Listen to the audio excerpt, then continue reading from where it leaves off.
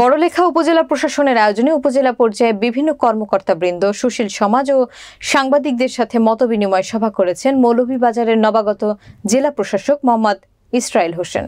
বড়লেখা প্রতিনিধি নজরুল ইসলামের প্রতিবেদনে থাকছে বিস্তারিত।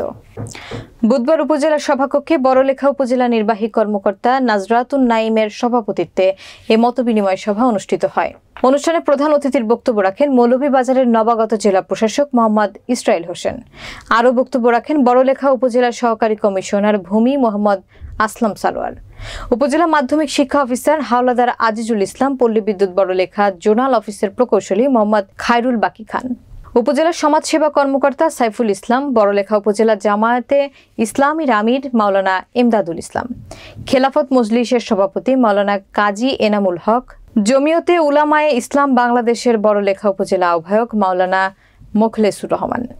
প্রধান অতিথির বক্তব্যে মৌলভীবাজারের নবাগত জেলা প্রশাসক মোহাম্মদ ইসরাইল হোসেন বলেন, হাকালুকি হাওরে অবৈধভাবে জাল দিয়ে পোনা মাছ নিধন যাতে না হয় তার কঠোর ব্যবস্থা নেওয়া হবে। এছাড়া খাদ্য সংকট দূর করতে পতিত জায়গায় ফসল উৎপাদনের ব্যবস্থা গ্রহণ সহ বিভিন্ন বিষয়ের উপর আলোচনা করেন।